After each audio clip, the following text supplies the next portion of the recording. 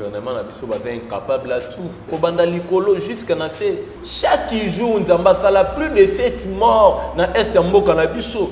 Lelo tokolala tokolamuka lobi oyoka lisusu. O bato bakufi na kati ya est na biso.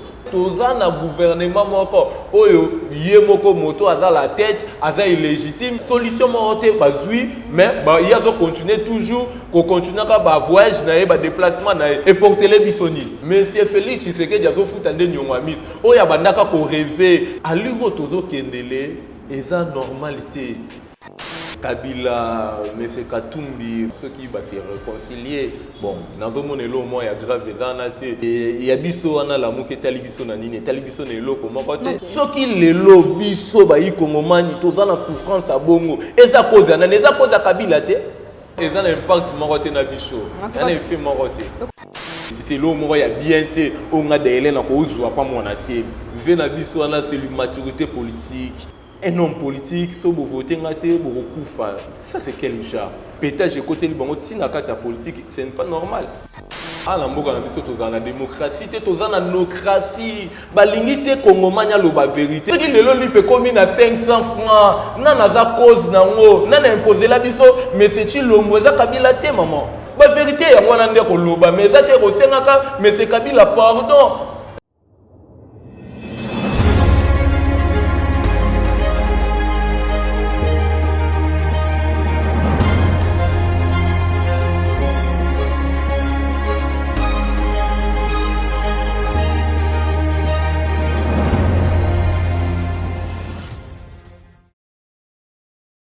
Très heureuse de vous savoir nombreux à nous suivre partout dans le monde entier. Bandeko Bandia plus clair télévision, Mbote pa ebiso, ezomi bino et sengozalaka ya biso ya koyeba ito bozali connecté partout dans le monde entier. Kolanda numéro ya sika. Il y a émission na bino vérité de tous côtés. Sika tulobelaka mboka sur le plan politique, sécuritaire, paix social. Namkola lelo micro plus clair télévision et kiti et pas ya mwana mboka. Tumia kaebongo l'homme du peuple na kombo ya Daila qui Makabu na ende tokosola mboka zali cadre ya SID parti politique ya mwana mboka Martin Fayulu na ende tokosola mboka tokolobela ba massacre o esalami bongo na Ituri précisément na Djougou na nuit ya samedi pe dimanche 8 mai bandeko bakufi plus ou moins 50 morts qui gouvernement congolais lobi était malgré ba massacre wana et le comment empêcher détermination na e ba pour ramener la paix na kati ya mboka na biso RD Congo précisément na est. Nous allons aussi parler il y a City, nous avons Kibongo vendredi passé, Liboso, il y a Palais du Peuple, répression comme d'habitude, la police, la population, encore de blessés, la City, nous avons les capés, les sous autres, comme information, sans imprévu, il y a le 16, puis le 17 mai, réunion où vous allez organiser la réconciliation. Entre M. Joseph Kabila, M. Moïse Katou, mais Ali Bongo archevêque Mokal Bumbashi, a organisé un groupe actualité M. Ali Bongo la une à Katiamboka de Congo. Sans plus tarder, ça n'est pas l'homme du peuple, na Congo à Daïla pour n'empêcher PCM Maloba. Mbote mon avocat. Mbote maman Judith. Boni, vous allez moko ya cadre na Katia SID, Boni parti SID, Boni le président élu Martin Fayulu. Oui, Tata Mokondi Mboka, le président élu Martin Fayulu, Azanae vraiment malamu et parti na biso SID vraiment ils ont fonctionné vraiment kitoko. Omoni na minito Tata Mokondi Mboka, le président élu Martin Fayulu et le mona secrétaire général le professeur de Vos Kitoko, bazo sala vraiment musala moko kitoko au baza pour implanter vraiment parti na biso na kati ya République démocratique du Congo. Tata Mokondi ya ekolo autaki kozala na mbandaka autaki kozala na mbandaka place wapi implataki encore parti na biso SID à part wana tokendaki Kenge na province ya Kwango na Tata Mokondi ya ekolo. Je vous dis ba province ebele o Tata Mokondi ya ekolo le président élu Martin Fayulu atamboli et Soromoni il y a vraiment peuple indé na sima ya Tata Mokondi ya ekolo le président élu Martin Fayulu et peuple ezola que ça vraiment amour kaka le même amour amour au bazalaki na Tata Mokondi ya ekolo le président élu Martin Fayulu na 2018 nde bazo continuer ngo balobi ke bakotika le président élu Martin Fayulu te bakokende na eti na 2023 pe bakopesa ye encore chance wana pour que a récupérer pouvoir oyo pouvoir et à peuple oyo ndeko Kabila zwa qui a pesa mo pandeko Félix Tshilombo des peuples jusqu'à maintenant peuple les anasima il y a le président Martin Fayulu pour que le président éli Martin Fayulu a même la bango encore changement ndenge tong tozalaka na Genève mais c'est Félix Tshilombo alobaka que le changement s'appelle Martin Fayulu ayeba kitina alobaki bongo. Matondo mingi mwana mboka Dailan l'homme du peuple population de Nasimaya Martin Fayulu maloba ya Dailan Kimakabu mwana mboka tokota na sujet où ezali bongo kopé sa passe tristesse na kati ya mboka na biso précisément na est na Ituri na territoire à Djougou esika samedi kokota na dimanche le 8 mai ba massacre ya ba rebelle Kodeko ba bomi ba imba ndeko na biso plus ou moins 50 morts na minute oyo passe mingi na ba famille ezali bongo éprouvé to ki gouvernement a présenté ba condoléances mais à lobby pe que malgré ba massacre wana azali toujours dans détermination pour ramener kimia na kati ya est au moins qui table ronde il paraît que ça m'a pour na kota l'évaluation il y a état de siège réaction na Zambeli mais justement maman photo et bango gouvernement na biso ba incapable à tout baza incapable kobanda likolo jusqu'à nase baza incapable à tout ce qui lelo bato comment bato bazo continuer toujours kokufa na est mboka na biso parce que tozana ba dirigeant moko baza illégitime baza légitimité yango ozomona ke bazo memaka toujours ba problème na kati ya mboka na biso mais à chaque fois moi je dis surtout Makambo et Tali Est na biso chaque jour nzamba sala plus de 7 morts na Est mboka na biso plus de 7 morts chaque jour lobi torola lelo torola muka lobi oyoka lisusu o batu bakufi na kati ya Est na biso pourquoi parce que toza na gouvernement moko oyo ye moko moto aza la tête aza illégitime azo travailler te pour na volontaire ba yi kongomani lokola yebi ke ba yi kongomani te mundu batiaki nga place wana aza encore na souci te ya ko aider population congolaise yango nazoloba na ba yi kongomani il faut ko fongola miso il faut to lamuka ngongango ya mwana continuer toujours ko pesa le président Eli Martin Fayulu confiance pour yende muto ko memela biso changement monsieur Félix Tshilombo alobaka na biso ke akokende ko vanda na est ya mboka na biso jusqu'à maintenant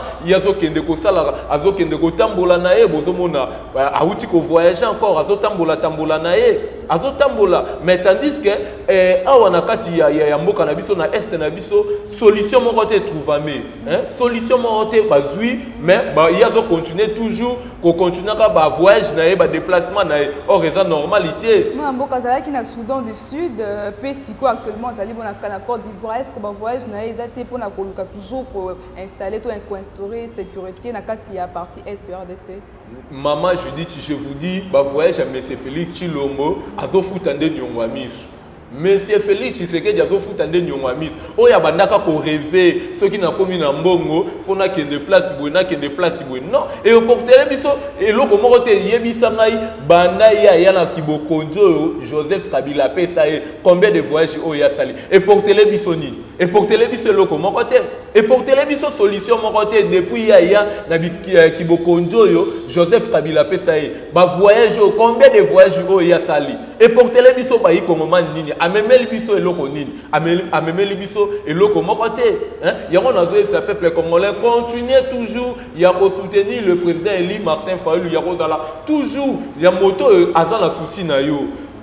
Tshilombo ayebisaka biso ke akokende kovanda na est mais jusqu'à maintenant lelo bato bazokufa na est solution moko te ezozwa alobet il faut table ronde ça ma évaluation état de siège parce que ndenge bato bazokufa il faut ba état de siège évaluation nango jusque là ekomi wapi évaluation et état de siège abimisa pe bato ya oya tina boloko oyo batelemeli état de siège abimisa bango abimisa bandeko na biso ba Luc bato oya tina boloko pona makambo état de siège abimisa bango maman je vous dis lisolo kutu état de siège na linga suko lobelango te on est dans l'état de siège te dans l'état de piège si c'est que dit atela biso de piège atela aya ate état de piège pour ba yi kongomani ba kangama atela biso de piège parce que mais tu as toujours instauré état de siège parce que na kati état de siège c'est au monde na baimbo ka bandeko population kuna na kati ya est na Ituri ndé bazo kufa en plein état de siège mais population pesenga ki ba longo l'état de siège pourquoi bazo linga ko longo l'état de siège te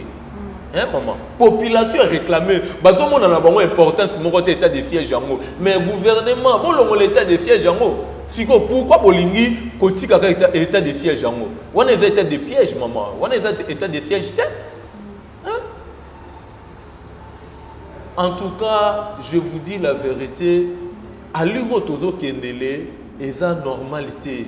Eza normalité. Tu sais que dit comment loko la mutu moko aye pour na kosakana na ba peuple congolais, mais faut aye bango peuple congolais za peuple moko naïveté, peuple congolais déjà soit conscience, peuple congolais yebi o ezo leka lelo soki peuple congolais revendiquer et kozala mabe makasi ndeko dailami na population zo kangana mutu na komona ete coïncidence wana président Félix na Soudan du Sud a accompagné na molonga na ye et puis car à même moment wana kuna na Ituri ba massacre ba kufi. Pourquoi moi coïncidence wana ye na voyage photo yo na mboka na ye massacre bon état de piège atila biso ya wana eloko ba yiko ngoma il faut bokangango na question yo poser ngai que monsieur Félix Tshisekedi azalaka abanda rêve ya vie na ye ezalaka ke soka ye na pouvoir hein soki akupa ke soka ye na pouvoir parce que pouvoir eza yo peuple moto ne azwa pouvoir ya yo peuple congolais apesa ngo pa monsieur Félix Tshisekedi ezande ko Kabila monsieur Félix Tshisekedi avanda ko penser que soka komi na mbongo fatambola ba payer belé surtout en Afrique et Europe tout ça afuta nyongwa misu selon ye ba voyage nyonso au afuta nyongwa misu eza intérêt ya ba humanité maman eza na intérêt ba humanité azofuta nyongwa misu tilelo.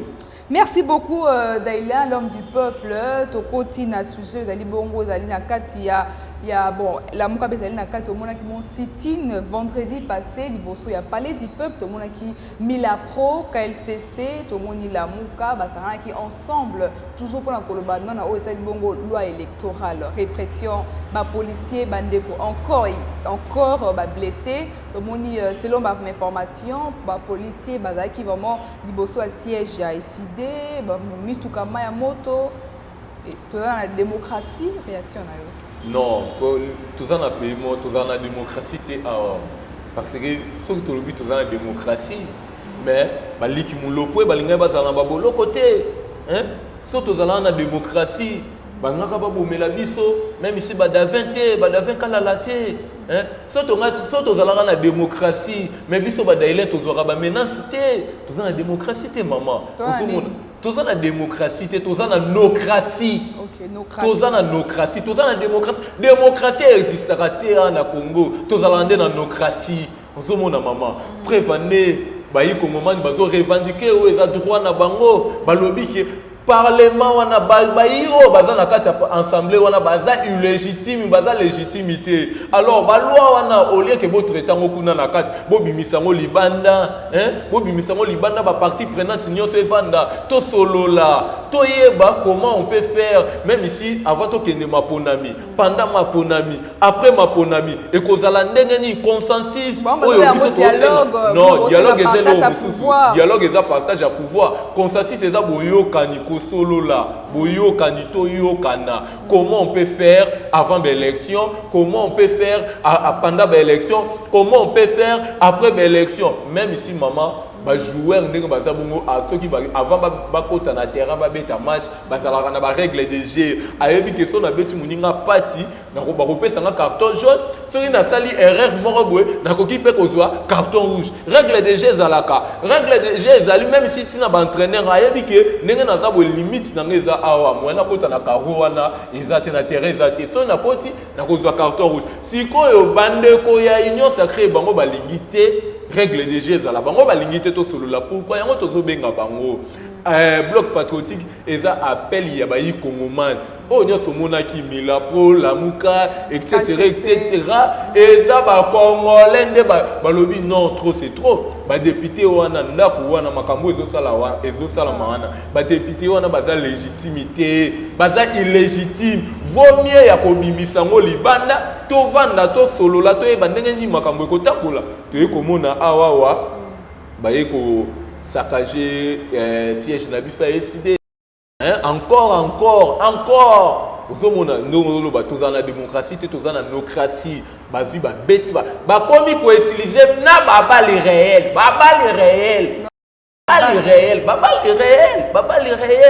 éviter tu sais que dit anga mema biso ti wapi bali réel Congolais comme une tabac Congolais comme une nyama bobanda ko boma eti bongo est-ce que la police congolaise nga na zo ebisa bino na ba pemi na biso makambu ya est mboka na biso bozo ko kosilisa ngote po boya kosilisa nde oyo nde bayi kongomani bazo régler awa na république na kati ya ville ya Kinshasa eza normalité mama eza normalité na est bato bazo kufa boluka solution bozo luka solution te mais tant kongomani azo revendiquer pour na droit na ye bino boya bakoya ba encercler siège à SID pe bazo comment na kolobe bazo violer comme mibeko ya kokota quand même ici tina kati ya siège tina ba bureau na biso est-ce que ça normal et ça normalité c'est que tu as une démocratie.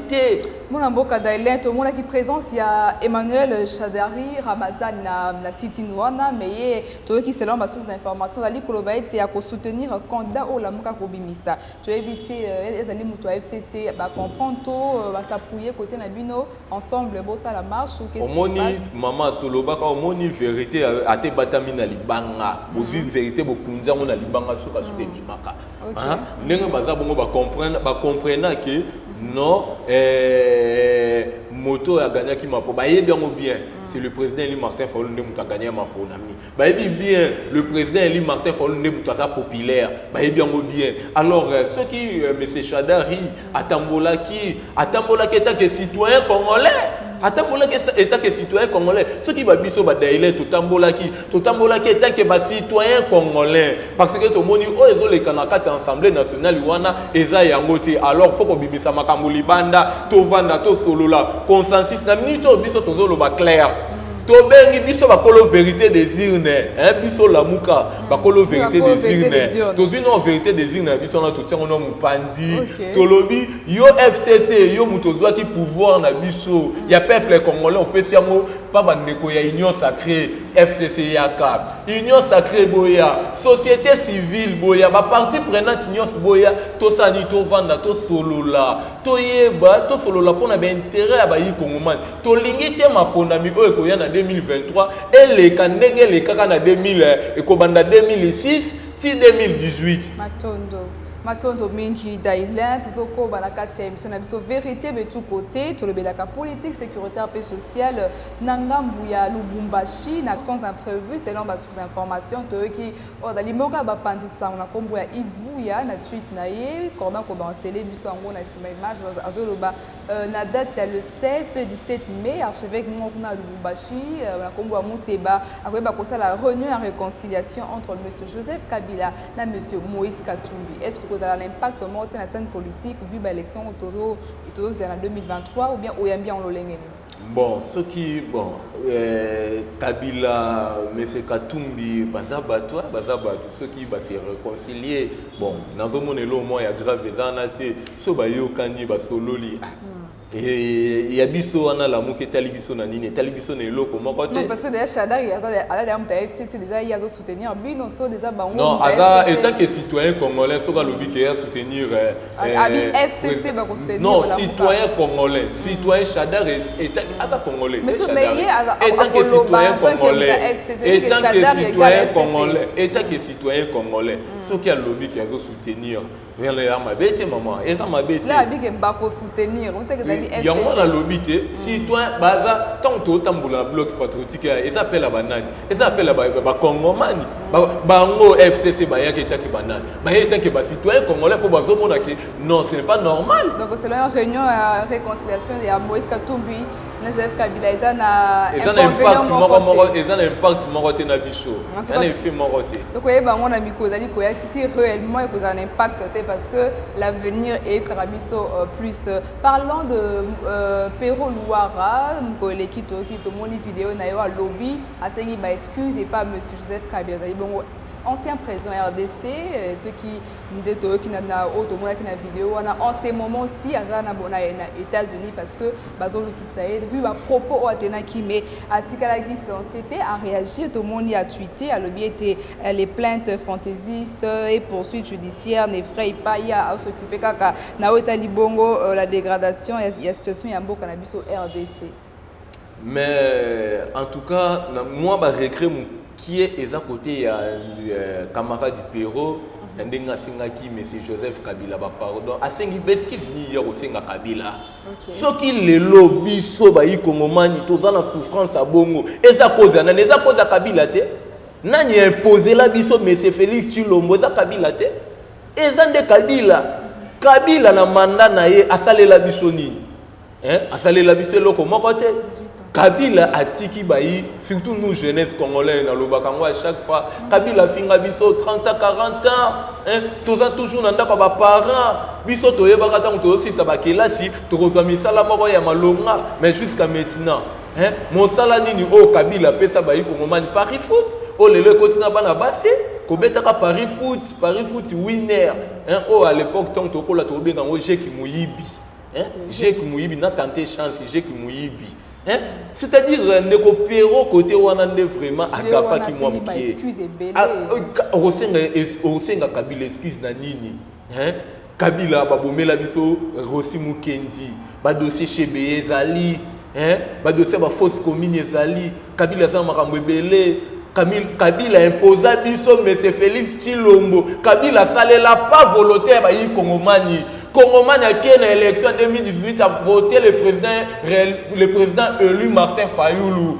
Kabila na complicité na nanga baobi que non ekosimba te bazui pouvoir ya peuple congolais ba pesa ngo pana ni pas monsieur Félix Tshilombo siko yo ko senga Kabila beskis na nini loba ba vérité na ondongo loba ki parce que maman na minute toza na temps ko loba ka ba vérité toza na temps sou ya ko bomba ka te mitie mezali sous banki te bomba te toza ba banquete to bomba ka photo loba ka ba vérité oyo salama ba be photo loba ndemoni UNCP kuna oyo et traitaka bomba journaliste la moni la mesure contre ye vu dengue a dénoncé dans la vidéo on a selon la ordre journalistique on a éthique et déontologie mais yango na uti oloba ala mboka na biso toza na démocratie te toza na nocratie balingi te kongomani aloba vérité soki kongomani okomi koloba vérité ekomi problème toza na nocratie toza na démocratie te ozomona toza na démocratie te ko daile na côté la vidéo on est comme monsieur Kabila Zala qui l'air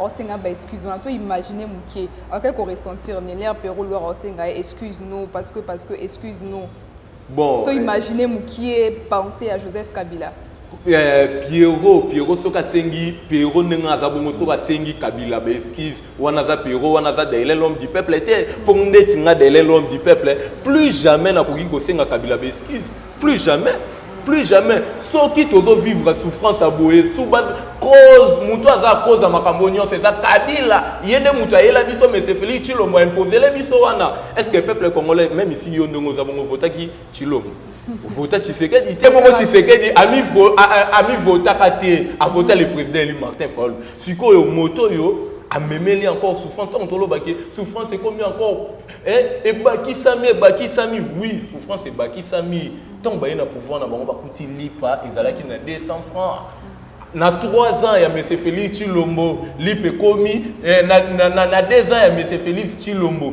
lipe komi na 300 francs siko na 3 ans ya monsieur Félix Tshilombo na minito lipe komi na 500 francs siko ndenge mandat nezo kende na kosila bongo na 5 ans c'est que lipe koma na 1000 francs tozo kende wapi ba vérité ya mwana ndeko loba mais za te ko sengaka monsieur Kabila pardon ce qui le lui peut comme na 500 francs nana za cause nango nana imposer la biso mais c'est Tshilombo za Kabila te maman Perrault soka sa babilo neze bon d'accord na yo contre ye ndenga senga ki ba excuse sinon maman na soutenir ba vérité mususu alobaki état que citoyen congolais moni que makambo tambola te photo loba ba vérité mais ba fait ba excuse ya kosenga Kabila excuse Kabila za moto to kosenga ba excuse te Kabila za moto to kosenga ba excuse te plus jamais pour yende muto aza la base ya souffrance ya mboka na biso Matondo Mingi, l'homme du peuple d'Aïla, Tokoba Mukina, Otali Matata Pogno, Tomoni Mikoeleka qui, lettre Mokebima qui me beko démentir en Ofaka s'est présenté dans la justice. Aujourd'hui, dans les réseaux sociaux, dans les tweets, on a fait, il semblerait sur les ailes Okuta, mais on apprend aussi, selon les sources d'information, qu'il a créé un parti politique, allez se dire, à son compter, bon, la présidence en 2023. réaction. Bon, justement, maman est allée justice na biso na lobango, non tous vraiment contrôle pour maîtriser justice en beau cannabis sauté. Justice na biso est équitable té. Justice na biso est net té. Prévané, bah militant na biso il a décidé, bah condamné bah on a 10 ans de prison. Pourquoi? À $10,000. 10 ans de prison, pourquoi? Prévané, ne qu'on a biso lui qui moulopoué, le lot a se retrouvé dans la prison. Après avoir que bêta bah moins belé na kata aner. Tout ça la justice c'était maman. Tout ça la justice c'était bozu mutu wokangie na aner bobombi bah moins belé. Après le lot botindie na prison. Bref, tout le monde a membre belé, il y a un membre justice dans le bakango à chaque fois. Tout ça la justice n'a pas vraiment comme équitable. C'est la justice qui élève la nation, ce qui est bongo. Mais il y a biso mona kaka ezalaka ya kotengama. Ezalaka kotengama, ezalaka kotengama. Justice c'est un noble. Qu'est-ce qu'il faut? Po ezonga yango nazoloba po ezonga omoninga na lobango mokolo to kozwaka moto akozalaka légitime na mboka na biso ndia kovandisela biso terrain avandisela biso système de génios mais na bato baza illégitime moyen terrain vanda vraiment ezati moyen terrain vanda ezati toujours na sujet de l'élection pour to ke malem na rechuter et que ça n'est possible, Moïse Katumba est un bon candidat, mais la loi aux l'Assemblée nationale, au Bandeko Singi pour nous, bazo proposer des Congolités bien sûr, mais l'épouse paye à mouton à candidat France à la paix congolaise de père et de mère. On a exclure le président Martin Fayulu lutter en quelque sorte. Ah, au moins on a des distractions. On a vu ça Tingi pour Lulu, pour Lulu tout Tingi qui n'est encore au Tanga, hein? Akendo kotanga omoni cause ya kozwaka ba ingénieur au moment bon na ba assemblée nationale ya ngwana tingi pulu kendo kotanga ingénieur pas cause assemblée nationale non cause en assemblée nationale mais faut en notion politique hein faut en notion omoni nga va fier na famille politique na nga SD hein ba encadrer nga vraiment bien na na notion politique maturité politique toza na ngo ozolanda na fier le lo songa na koti na assemblée nationale wana peut-être on a évité à balobande musala ne faut mona na ke koloba ce qui na koti bon batu bombo na ke non auti place ya outi école ya outi famille abimeli eza famille moko ba comment ba péfier vraiment notion tingi pululu fa kende kotanga akende kotanga encore wana eza distraction pour la bicho wana ba cibler ba touter na loi non ba cibler non d'abord non loi na non eleka non te ouais biso pe loi na pas la bicho loi na eleka te et deuxièmement aussi pour la bicho wana eza distraction ouais biso c'est important eza consensus tout qui est dans consensus. Vous avez un consensus. Benga ba parti prenante union baya to vanda to solo là. Biso ba kolo vérité des urnes. Muto azo ki pouvoir ya peuple comme on l'appelle ça pas bande quoi union sacrée. Bande quoi union sacrée boya. Ba société civile boya to vanda to solo là. Ouais, c'est important ya wana. Est-ce que na consensus wana eza vraiment la solution qu'il faut pour que l'élection soit la bongo apaisée? Oui, surtout que na consensus. Oui. L'élection est vraiment non. Pour Tolingité, oui, Kobanda 2006, hein, Kobanda l'élection 2006, et c'est là qui est vraiment normalité. Kobanda 2006-2018, l'élection est normalité. Parce que Tolingité que Bamakambuana ou continue qui ou Kendaki wana et continue encore en 2023. Mayo et Salamaki na 2006-2018 et Salam encore en 2023. Tolingité en 2023, peuple congolais s'est retrouvé volontaire peuple congolais Salama. Oh, biso tous allons besoin ya ngwana. Pour biso to travailler pour na peuple. Tous allons pour na peuple. Peuple a souffrir, peuple a nyo quoi. Matondo mingi ba propos ya mwana mboka Daïlan qui makabu bazawana pour na peuple tout comme na suka émission na biso mais à mot aujourd'hui lundi 9 mai na ngambu ya Congo central to koyeba qui sera le gouverneur to mona ki monanse meloba ki soka zuite c'est une maturité politique. C'est une maturité politique. Congo central ou bien après publication c'est une maturité politique. Au moins on a vu l'inspiration de bélo comme côté d'être ba vie na biso na ba monati. Hein? Exemple moi to nga délai na ko bénéficier lo mo ya bien té o nga délai na ko uzwa pa monati. Ozolanda, c'est une maturité politique. Différence c'est au moins, famille politique n'a pas décidé engagement pour la citoyenneté et le développement. toza na famille moko toza na kati ya parti politique moko baza ko apprendre biso ozolanda bazotalisa biso politique bazotalisa biso comment tokoko travailler pona bayi kongomani comment tokoko mema changement na kati ya mboka na biso ozolanda ndenge bazoyekusa biso mais bavie na biso wana o bazosala na c'est l'immaturité politique un homme politique so bo voter ngate bo kufa ça c'est quel genre après bon je suis né Congo je ne pouvais pas comment encourager ba dire à bongo plus jamais pe ba vie wana ne ba bongo ba place biso ba délai toza ata un jour bango ba ko tsama kolote plus jamais c'est pourquoi bazana maturité politique ité niveau na binoté na bazana façon bazo kende bazo saler la politique bazaba loa batuma bazo péter ba vie na biso ba ko mo péter siko pétage côté libango tina kati ya politique c'est pas normal. C'est pas normal. Voilà, gouverneur comme Maléon est dans un problème parce que les publications bang a liouaté na évité na ba dire ya ne monacé. Non, Congo est mboka na biso. Omoni mboko a muto ko bangisa biso ezate. Neti muto moko yebisanga delen o loba boyete ko loba boyete. Non. Naza congolais mutolo na ba kunda ngwa. Dès que so na moni makambo zo tambola bien té, j'ai le droit ya koloba ba vérité maman Judith. Tous on a droit, c'est-à-dire a obanga té. Matondo Minki, mon amboka, l'homme du peuple, Dailan Kimakabu, to comme na souka émission na biso vérité de tous côtés, ici kato sur la kamboka, vous avez qui n'est pas yo. Mais avant to kabwana yo, un mot, un message, na baimboka au balanzio na libanda pe na kati, yamboka na biso ba retenir ni na passage na on a plus clair télévision. Justement, bango moko bazo mona, plein haut le président élu Martin Fayulu azo sala. Va continuer tout le monde à bango, va continuer toujours il y a le président élu Martin Fayulu pour aider la bango à la solution dengue tant que à Genève mais c'est Félix Tshilombo que le changement s'appelle Martin Fayulu le changement s'appelle Martin Fayulu alors peuple congolais continuez toujours il y a soutenir Tata Mokonzi Yamboka Martin Fayulu et na ba élection zo ya bo continuer encore au pays ça y a encore chance il y a kozala Mokonzi na pas déjà Mokonzi na biso bo continuer encore ya au pays ça y a chance azong encore azala encore rééli pour qu'il même la biso changement pour tous en a pour ça changement tous en a pour ça congolais lia congolais social la congolaise à la malamu bana na biso batanga kilasa malonga nyosu ya biso vraiment bien congolais wa musala auto zana ngo besoin ya ngwana matondo mingi ma numéro ya téléphone to contact na yo pona bato ba kolinga peut-être ko kota en communication d'une manière particulière pour le suggestion et autres numéro de téléphone na yo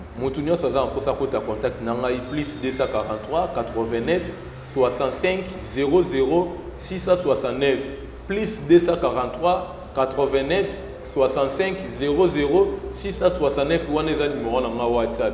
Toi zwinga kaka na WhatsApp ato benginga zwinga te komelanga message na WhatsApp na ko yambaye.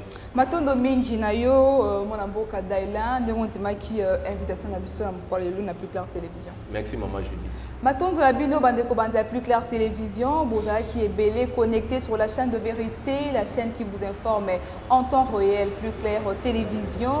Tolobeli lelo en tout cas massacre na ngambu ya Ituri na territoire à Djougou, Tolobeli bongo City na libosa pa du peuple pour le vendredi ndenge répression salemaki ba policier ba koti encore une fois de plus na siège ya SID ba beti ba balle royale bolantine de ko Dailan ndenge à lobby on a micro à Plus Clair Télévision on a parlé à Matata Ponyo qui à lobby déjà azali bongo ko se préparer pour la présidence Tolobeli peut azali kota la élection consensus bolantine en détail dans quatre émissions na biso vérité de tous côtés. Merci à la grande équipe technique qui nous accompagne pour vous informer en temps réel. Merci à Joël Gonago, chasseur d'images. Merci au cordon Opi Mafouikou. Merci au Talibuso, au CP na vidéo, au like et partager en gros Libakou. Et Kwanda Judith, comme on appelle la toute première fois, abonnez-vous sur Plus Clair Télévision.